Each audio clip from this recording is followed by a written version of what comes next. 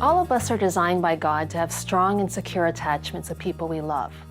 From the time we're conceived, we're actually being shaped by our attachment relationships. In fact, we develop a sense of safety and security from these important relationships. Now, these are questions of attachment.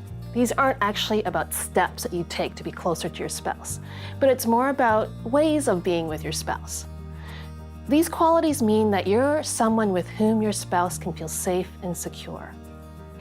Emotionally safe marriage is one where you feel safe enough to say what you feel, knowing that your spouse will respect or at least try to understand your point of view. You also feel confident that at the end of an argument, you can come back together and reestablish your emotional connection and warmth. In fact, clinical experience and research have shown that there are 3 essential ingredients to a safe marriage. First of all, trust. Trust that your partner will always tell you the truth, that your partner can be relied upon to make wise decisions, that your spouse will be dependable, responsible, and reliable. But most important of all, that your spouse will always care for you and value you in spite of the storms you may encounter in your marriage. Now, the second important quality is emotional availability, which is your ability to turn your full attention to your spouse whenever he or she needs it. Research actually shows that marital satisfaction is very correlated to whether a person perceives a spouse to be emotionally available to them. Do you know that you can actually build your spouse's self-esteem and help him or her cope better with stress? The third essential ingredient to safety is sensitive responsiveness. So what does that look like?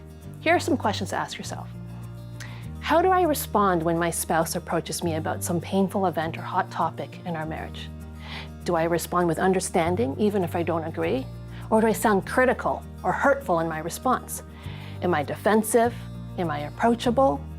Do I listen with warmth without judging, criticizing, or problem solving?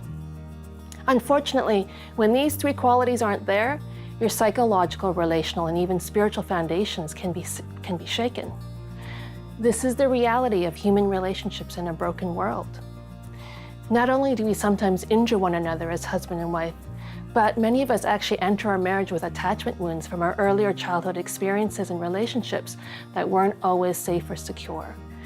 That means that we might have come into our marriage with attachment injuries that makes it just that much more difficult for us to trust, or we might have a greater sensitivity to rejection or abandonment. All of this affects our ability to build a safe marriage.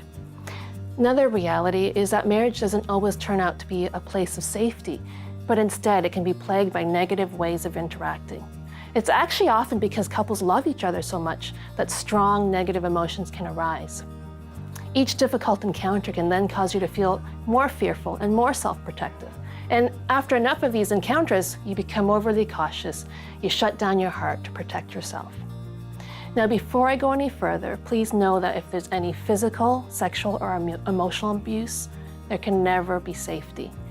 That damage that has been done has to be dealt with before you can even try to move forward towards emotional safety with your spouse. It also requires both parties to be willing to move forward together.